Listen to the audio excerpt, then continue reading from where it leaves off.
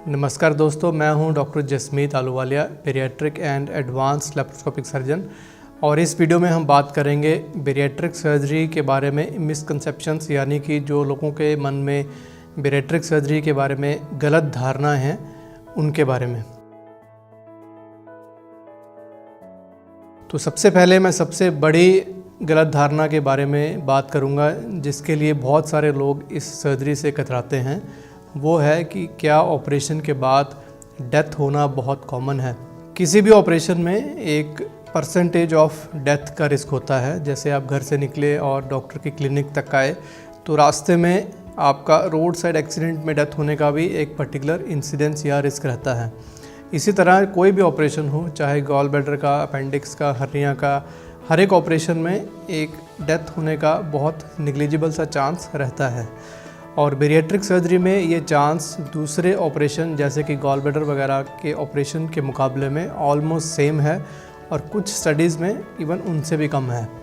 जैसे कि bariatric surgery में डेटाबेस के हिसाब से 1000 में से 1 या उससे कम पेशेंट की डेथ होने की संभावना है, जो कि गॉल ब्लैडर के दूरबीन के ऑपरेशन के बराबर है।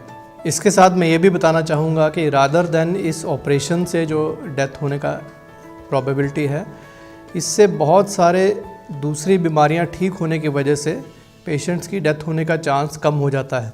जैसे ऑपरेशन के बाद शुगर ठीक होने से शुगर के साथ होने वाली डेथ का खतरा 90% तक कम हो जाता है। मोटापे से बहुत सारे कैंसर जुड़े हुए हैं, उन कैंसर से डेथ होने का खतरा लगभग 60% तक कम हो जाता है। हार्ट डिजीज़ का रिस्क 80% तक कम हो जाता है, और उससे होने वाली डेथ का रिस्क अप टू 50% कम हो जाता है। सो रादर देन कि आप इस चीज़ से डरें कि इस ऑपरेशन से जान का खतरा है, आप ये सोचिए कि अगर आप ऑपरेशन नहीं करवाते तो मोटापे की वजह से बहुत सारी बीमारियों का जो डेथ का खतरा है वो आप पे बरकरार रहेगा। और ऑपरेशन के बाद वज़न लूज़ करने से और उससे जुड़ी हुई बीमारियों से बाहर आने की वजह से आपका डेथ का रिस्क बहुत कम हो जाएगा, और आप अपनी लाइफ में 10 से 15 साल बढ़ा सकते हैं। क्योंकि वो लोग जिनका वेट बहुत ज़्यादा होता है, उनके वेट ज़्यादा होने की वजह से बॉडी के हर ऑर्गन पे ओवरलोड रहता है, और साथ में बहुत सारी बीमारियों का रिस्क बढ़ जाता है, जैसे कि diabetes, high blood pressure, heart disease etcetera, even high cholesterol. और इन बीमारियों की वजह से उनकी लाइफ 10 से 15 साल तक कम हो जाती है। और अगर आप टाइमली ऑपरेशन करवा लें तो ये लाइफ आप बढ़ा सकते हैं, अपनी लाइफ में 10 से 15 साल तक का इजाफा कर सकते हैं।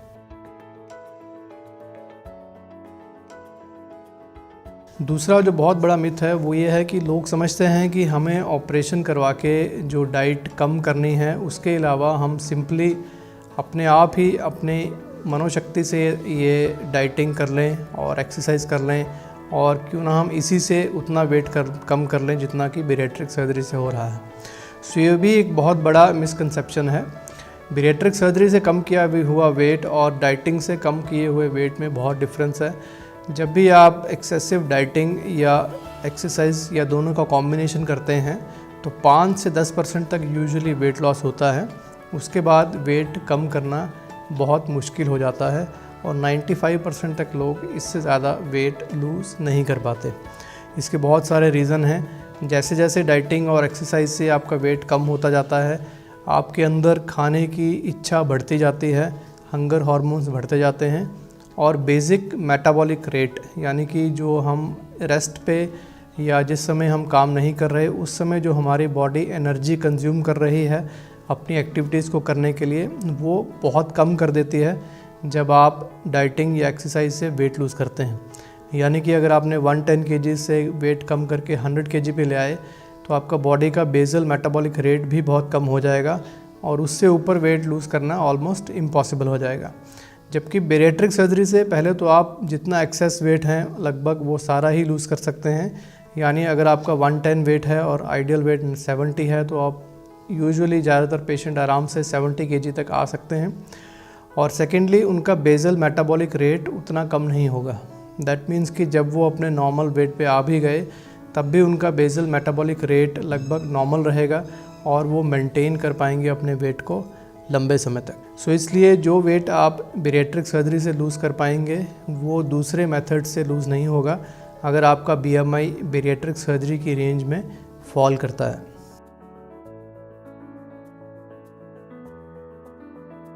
अगला जो बड़ा एक और कॉमन मिसकंसेप्शन है कि बेरिएट्रिक सर्जरी के बाद वेट फिर से दोबारा रीगेन होने लगता है। सच तो ये है कि बेरिएट्रिक सर्जरी से जितना वेट लॉस होगा और किसी भी मेथड से होगा भी नहीं, और वेट रीगेन होने के चांसेस बेरिएट्रिक सर्जरी में ही सबसे कम हैं। बाकी मेथड से वेट यूजुअली जहाँ से आपने स्टार्ट किया है उससे भी बढ़ जाएगा, और इस चीज़ को हम यो फिनोमेना कहते हैं। यानी कि अगर आपका वेट 110 kg है और आपने कम करके 100 kg तक आ गए, नॉर्मल वेट 70 kg है, तो यूजुअली लोग जब भी अपना एफर्ट बंद करते हैं यानी डाइटिंग और एक्सरसाइज से वो बाहर आते हैं, तो अगर 110 इनिशियल बेसलाइन वेट था तो उनमें से बहुत लोगों का वो बढ़कर 112 या उससे भी ज़्यादा हो जाता है। और इस चीज़ को यो फिनोमेना बोलते हैं, जो कि यो एक बच्चों का टॉय है जिसे आप जितनी ज़ोर से नीचे फेंकेंगे उतने ही ज़ोर से वो वापस ऊपर को आएगा। सो ये इसलिए है, जो मैंने आपको पहले बताया रीज़न्स कि डाइटिंग और एक्सरसाइज से हार्मोन्स चेंज होते हैं, बेसल मेटाबॉलिक रेट कम होता है और वो आपकी बॉडी को फिर से अपने इनिशियल वेट पे खींच लाता है, बिकॉज बॉडी मानती है कि जो अभी आपका एग्जिस्टिंग वेट है वही नॉर्मल है, और अगर हम उसे डाइटिंग या एक्सरसाइज से कम करने की कोशिश करते हैं तो बॉडी आपको पुल करके वापस उसी वेट पर ले आती है। बेरिएट्रिक और मेटाबॉलिक सर्जरी के बाद अगर वेट रीगेन होता भी है तो ज़्यादातर लोगों में वो जस्ट 5 या 10% तक वेट रीगेन होता है। दैट मीन्स कि अगर आपने 110 से कम करके अपना वेट 70 तक ले आए हैं तो हो सकता है कि उसमें 3-4 kg वेट रीगेन हो जाए, जो कि हम नॉर्मल मानते हैं। लेकिन अगर उससे भी ज़्यादा किसी का हो रहा है तो यूजुअली वो पेशेंट की अपनी गलती के कारण है, वो हमारी डाइटरी प्रिकॉशंस को फॉलो नहीं कर रहा।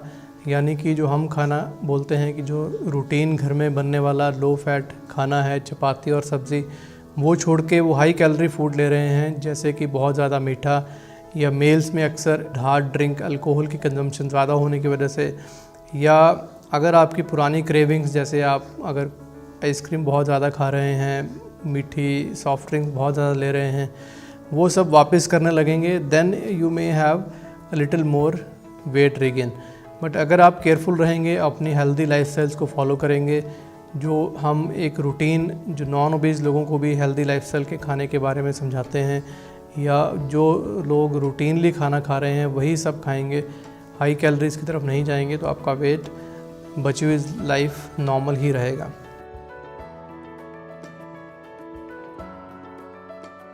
एक और जो कॉमन मिसकंसेप्शन है वो ये है कि क्या ऑपरेशन के बाद हमारी डाइट बहुत ज़्यादा अलग हो जाएगी और क्या हमें बहुत ज़्यादा डाइटिंग करनी पड़ेगी या बहुत ज़्यादा एक्सरसाइज करनी पड़ेगी अपने वेट को मेंटेन करने के लिए। तो उसका आंसर ये है कि आफ्टर सर्जरी आप उतना खाना खाएंगे जितनी आपको भूख लग रही है, वो डेफिनेटली पहले से कम होगी।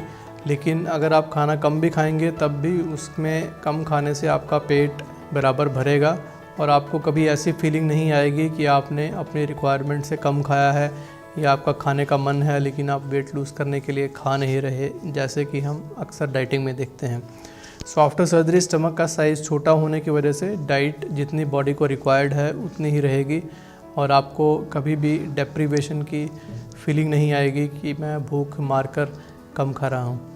सेकेंडली, बहुत एक्सेसिव एक्सरसाइज करने की ज़रूरत नहीं होती। हम रूटीन एक्सरसाइज या वॉकिंग, जो एक हेल्दी इंडिविजुअल को एडवाइस किया जाता है अपना वेट और बॉडी को हेल्दी रखने के लिए, उसी को एडवाइस करते हैं। अगर आप नॉर्मल खाना और रूटीन एक्टिविटी करते रहें तो उससे भी आपका वेट आफ्टर सर्जरी मेंटेन रहता है।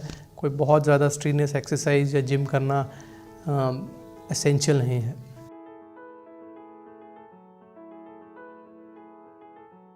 इसके अलावा एक मिसकंसेप्शन है कि क्या आफ्टर सर्जरी हम एक्सेसिव वीकनेस फील करेंगे या भारी काम जैसे हैवी एक्सरसाइज करना या किसी का अगर रूटीन काम में हैवी वर्क लिफ्टिंग इन्वॉल्व है तो क्या हम वो कर पाएंगे। तो आंसर इसकी रादर पहले से आप बेटर फील करेंगे, आपकी एनर्जी लेवल बेटर होगी, वेट लिफ्टिंग या हैवी एक्टिविटी करने का भी लेवल आपका बढ़ जाएगा क्योंकि आपका वेट कम हो जाएगा। अगर आप सोचें कि अगर किसी को हम अपने साथ 10, 20 या 30 किलो की बोरी लेकर चलने को कहें और उसके बाद वो वेट छोड़ के उसको चलने को कहें, तो जब वो वेट नहीं रहेगा तब वो मच बेटर परफॉर्म कर पाएगा। इसी तरह जैसे जैसे आपका वेट कम होगा आपकी सारी एक्टिविटी लेवल्स बढ़ती जाएंगी, आप बेटर फील करेंगे। हैवी एक्सरसाइज में आपको सांस भी नहीं फूलेगा और करने की कैपेसिटी भी आपकी पहले से बेटर रहेगी। फिर क्वेश्चन है कि क्या हमारी स्किन में रिंकल्स होंगे या क्या हमारी स्किन लटक जाएगी, क्या पेट नीचे को लटक जाएगा या आर्म्स की स्किन नीचे को हैंग करेगी। तो इसमें भी ज़्यादातर पेशेंट्स की स्किन रिंकलिंग नहीं होती। डिपेंड करता है कि आपकी एज क्या है और आपका वेट कितना ज़्यादा है। यंग पेशेंट्स में और जिनका वेट बहुत ज़्यादा नहीं है उनमें स्किन रादर पहले से बेटर दिखती है। लेकिन अगर वेट बहुत ज़्यादा है यानी BMI 50+ है और पेट बहुत ज़्यादा बाहर को है, साथ में एज ज़्यादा है, तो उन कुछ पेशेंट्स में थोड़ी सी स्किन सैगिंग हो सकती है। और अगर वो बाद में बेरिएट्रिक सर्जरी से वेट लूज़ करने के बाद 1.5-2 साल के बाद अपनी स्किन टाइट करवाना चाहें तो इजीली की जा सकती है। अगर आप सर्जरी नहीं करवाते तो इवन दो आपकी स्किन टाइट है लेकिन उसके अंदर बहुत सारी फ़ैट है जो कि रादर ज़्यादा डेंजरस है एज़ कम्पेयर टू कि अगर आफ्टर सर्जरी वो फ़ैट निकलने के बाद स्किन थोड़ी सी लूज़ रह जाती है। तो ज़्यादातर पेशेंट्स में ऐसा नहीं होगा। आप क्लिनिक विज़िट करेंगे तो डॉक्टर्स आपको देख के बता सकते हैं कि आपकी कंडीशन में स्किन लूजनिंग या एब्डोमेन की स्किन में रिंकलिंग होने का चांस है या नहीं। सो इस चीज़ से डरिए नहीं, वेट लॉस की सर्जरी को अपनाइए और अपने नॉर्मल वेट पे आइए। उसके बेनिफिट्स फार ज़्यादा हैं एज़ कम्पेयर टू कि अगर पेट थोड़ा सा लटकता है, जो कि बाद में we can take care of it. लोग ये भी सोचते हैं कि स्किन लूज़ होने के साथ हमारी एज ज़्यादा दिखने लगेगी, जबकि फैक्ट ये है कि अगर आप पुराने हुए ऑपरेशंस के पेशेंट्स की पिक्चर्स देखें तो आफ्टर सर्जरी वेट लूज़ करने के बाद वो पहले से मच बेटर दिखते हैं।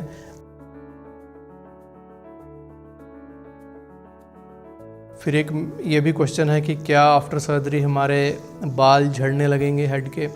कुछ पेशेंट्स में ये ट्रू है।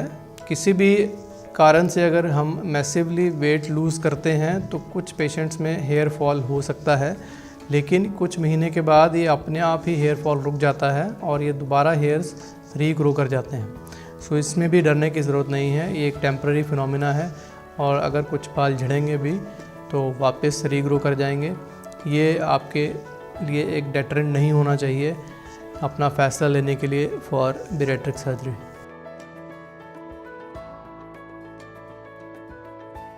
फिर कुछ लोग सोचते हैं कि आफ्टर सर्जरी बहुत सारी मेडिसिन्स लेनी पड़ेंगी। ये भी कुछ हद तक सही नहीं है। आफ्टर सर्जरी हम विटामिन्स, जिसमें रूटीन मल्टीविटामिन्स के अलावा कैल्शियम सप्लीमेंट करते हैं।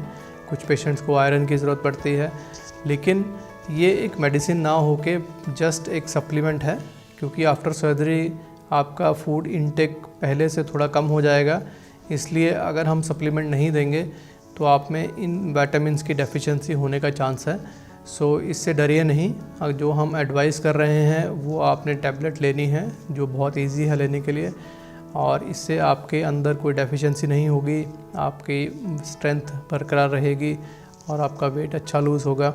सेकेंडली, अगर आप पहले से मेडिसिन ले रहे हैं जैसे कि डायबिटीज़ की, हाई ब्लड प्रेशर की, तो वो सारी मेडिसिन बंद हो जाएंगी और सिर्फ ये सप्लीमेंट रह जाएंगे, जो आपकी बॉडी के लिए रादर अच्छा है।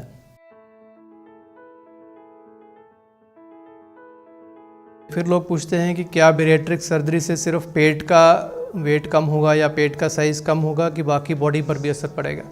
आंसर इज़ कि इससे आपके बॉडी का जनरलाइज्ड वेट कम होगा।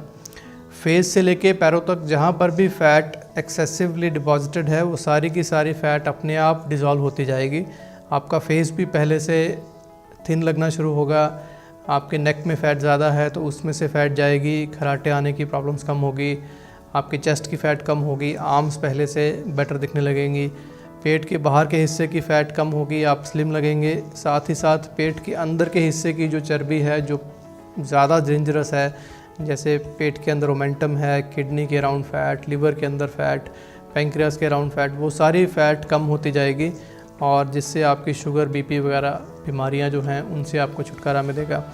आपके निचले हिस्से में जो फ़ैट जमा है, हिप्स में, थाइज़ में, लेग्स में, वो सारा फ़ैट भी बर्न होता जाएगा।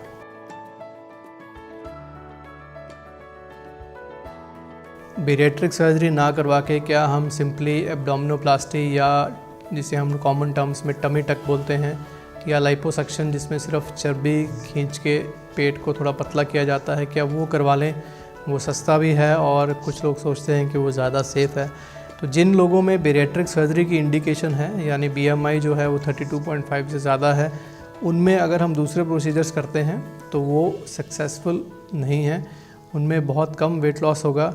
वेट लॉस सिर्फ पेट के निचले हिस्से में होगा, बाकी बॉडी वैसे ही रहेगी। आपका खाने का सिस्टम वैसे रहेगा, आपकी एब्जॉर्प्शन बॉडी के अंदर वैसे रहेगी। और first of all weight loss जितना चाहिए उतना नहीं होगा। सेकेंडली आफ्टर सर्जरी बिकॉज आप वैसे ही खाना खा रहे हैं, वो वैसे ही एब्जॉर्ब हो रहा है, तो वेट रीगेन के चांसेस बहुत हाई रहेंगे। सो ये दोनों अलग अलग प्रोसीजर्स हैं। जिन पेशेंट्स में बेरिएट्रिक सर्जरी चाहिए उन्हें बेरिएट्रिक ही करवाना चाहिए। जिनमें वेट उतना ज़्यादा नहीं है और जनरलाइज्ड बॉडी अदरवाइज़ ठीक है, सिर्फ एक हिस्से में थोड़ा सा वेट है, वो लोग दूसरे प्रोसीजर्स के लिए जा सकते हैं।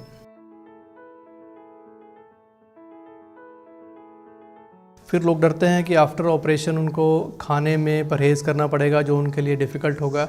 ऐसा नहीं है। ऑपरेशन के इमीडिएट बाद हम पहले कुछ दिनों के लिए लिक्विड डाइट देते हैं और वो उसको बहुत अच्छे से टॉलरेट करते हैं। उसके बाद धीरे धीरे डिपेंडिंग अपॉन कि हमने कौन सा ऑपरेशन किया, यानी स्लीव गैस्ट्रेक्टमी या बाईपास, उस पर डिपेंड करते हुए हम डाइट को धीरे धीरे सेमी सॉलिड और फिर नॉर्मल डाइट पे ले आते हैं। तो जिस भी आप फेज़ में हैं उसमें आपको जो डाइट प्रिस्क्राइब्ड है वो लेने में आपको दिक्कत नहीं आएगी।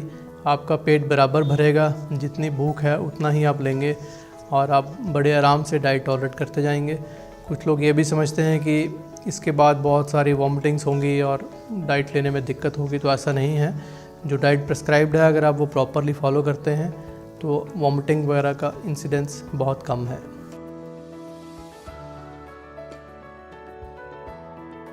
वर्किंग लोगों का क्वेश्चन रहता है कि हमें कितनी छुट्टी लेनी पड़ेगी।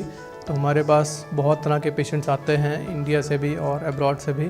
सो यूजुअली 10 दिन की छुट्टी इज़ एनफ। आपने आज सर्जरी करवाई, 2 दिन में डिस्चार्ज हो जाएगा और आफ्टर 1 वीक आप हमें आकर दिखा सकते हैं। उसके बाद आप अपनी रूटीन एक्टिविटी रिज्यूम कर सकते हैं। ये दूरबीन से की जाते हैं सारे ऑपरेशन और इनकी रिकवरी बहुत ही क्विक होती है। Same day evening patient walk करना शुरू कर देते हैं। Next day morning they feel much more comfortable और वो अपना रूम छोड़ के कॉरिडोर्स में और हॉस्पिटल के आसपास यूजुअली आराम से वॉक करते हैं।